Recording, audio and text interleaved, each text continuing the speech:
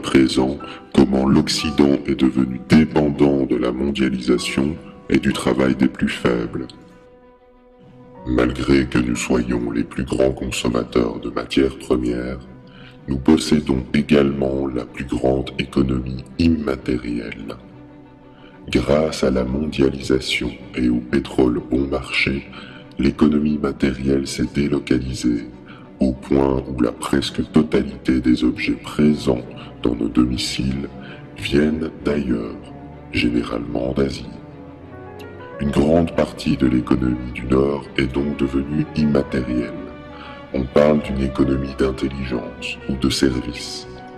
Certains secteurs de cette économie sont indispensables, comme l'éducation, la santé ou l'aide sociale. D'autres, par contre, le sont beaucoup moins.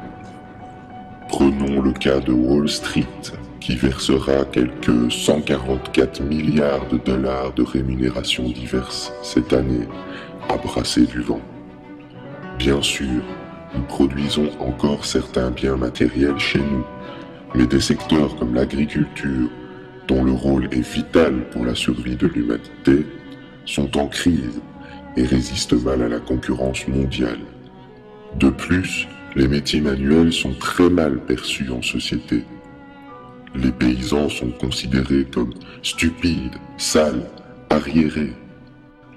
L'économie immatérielle, quant à elle, ne cesse de croître au fur et à mesure que les villes se remplissent, ce qui accentue une dépendance invisible vis-à-vis du reste du monde productif.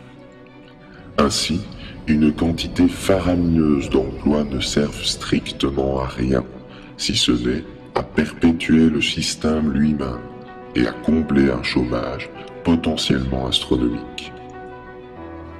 Malheureusement, la population ignore souvent à quel point leur survie est dépendante des autres secteurs, très éloignés, trop éloignés. En Île-de-France, la dépendance alimentaire est de 4 jours seulement. En cas de pénurie de pétrole par exemple, ce qui est envisageable d'ici 40 ans, et sans énergie pour le remplacer, tous les transports aériens et motorisés seront bloqués et toutes les grandes villes seraient plongées soudainement dans l'anarchie, faute de nourriture, faute de pouvoir se déplacer. Les néolibéraux estiment que l'homme survivra par un effort soudain d'adaptation ou par l'apparition miraculeuse d'une technologie. Mais pourquoi attendre d'être au pied du mur? L'économie et la production de biens de nécessité doivent indéniablement se relocaliser afin que chaque zone géographique puisse acquérir sa souveraineté alimentaire. Enfin, nous savons également que l'argent est créé à partir d'une dette envers du capital. Vous pensiez que les banques prêtaient de l'argent des petits épargnants? Grave erreur. À partir d'un euro réel, les banques peuvent distribuer plusieurs milliers d'euros sous forme de dette. Et d'où vient votre salaire? De cette dette ou d'un capital privé. Pour combler la dette et l'intérêt de celle-ci, tous les agents économiques doivent être en compétition, croître sans cesse et in fine engendrer davantage d'argent-dette pour résorber la dette existante. Il faut travailler plus pour gagner plus, mais surtout pour empêcher la faillite totale du système. C'est une course sans fin, savamment orchestrée, pour enfermer les hommes dans le cycle travail et consommation. Lors d'une catastrophe comme le tremblement de terre en Haïti, il s'est passé la même chose. La Banque mondiale a prêté des centaines de millions. Le pays s'est endetté, les entreprises étrangères se sont installées et la population locale travaille pour rembourser la dette.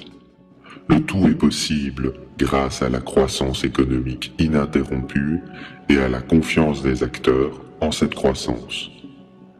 Or, mathématiquement et matériellement, la croissance sans limite est impossible.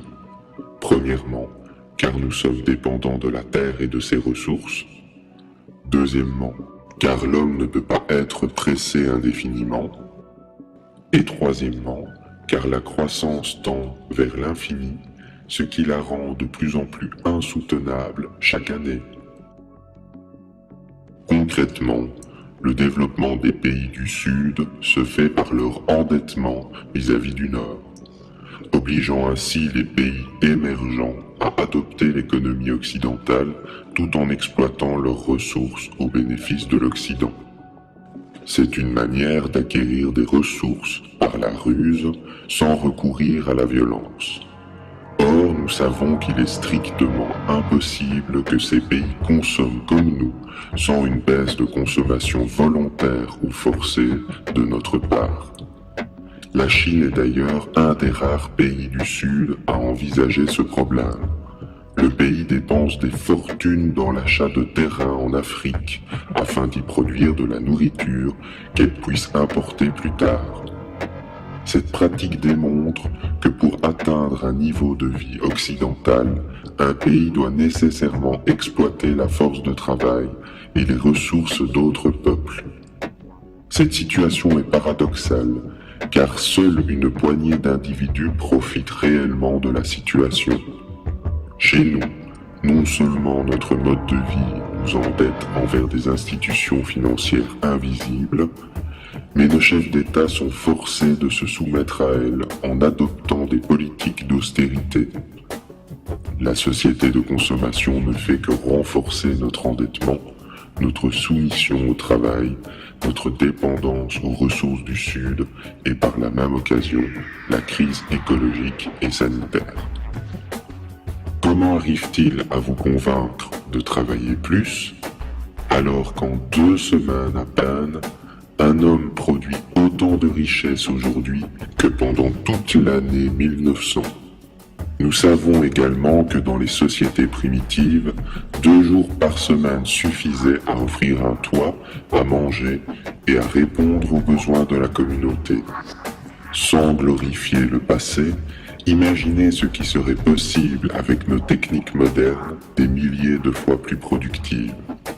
Grâce aux nouvelles technologies, aux gains de productivité et à l'effort collectif, nous aurions dû évoluer naturellement vers une société moins travailleuse, axée sur le partage de ce qui est produit en surplus par une réduction générale du temps de travail.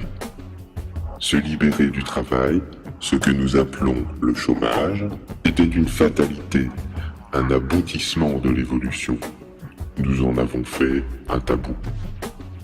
Comme ce fut le cas tout au long de l'histoire humaine, un système en remplace un autre quand il atteint ses limites. Ce dont nous avons besoin, ce n'est pas seulement d'une révolution économique, mais également d'une révolution psychologique, d'un basculement des valeurs qui mènera à un changement de paradigme vers une société où l'égalité prendra un sens réel. Cela ne signifie pas que le travail va cesser d'exister. Une société sans activité ne peut pas être viable. Nous avons besoin localement d'une activité humaine, mais qui ne soit pas basée sur l'endettement, la croissance à tout prix ou le consumérisme. L'activité humaine est essentielle, mais il semble évident qu'une partie de cette activité aujourd'hui est contre-productive en raison de la pression sociale et environnementale qu'elle occasionne. S'il y a une leçon à retenir de cette histoire, c'est de ne pas stigmatiser les individus en marge de la société de consommation, comme les pauvres ou les inactifs, car pragmatiquement, leur impact social et environnemental est bien moindre qu'un consommateur lambda. Il faut aussi comprendre que pour chaque emploi inutile ou nuisible que nous exerçons, c'est la collectivité qui en supporte le coût indirect.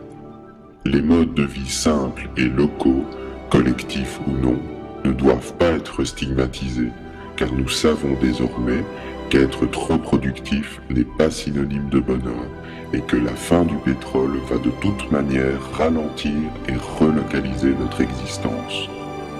La société de demain devra prendre en compte les besoins de la majorité avant les plaisirs d'une minorité, au risque d'essuyer une crise sociale d'envergure mondiale.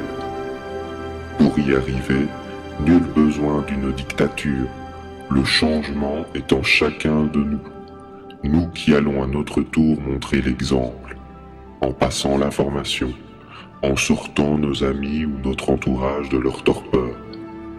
Le mouvement est déjà en marche.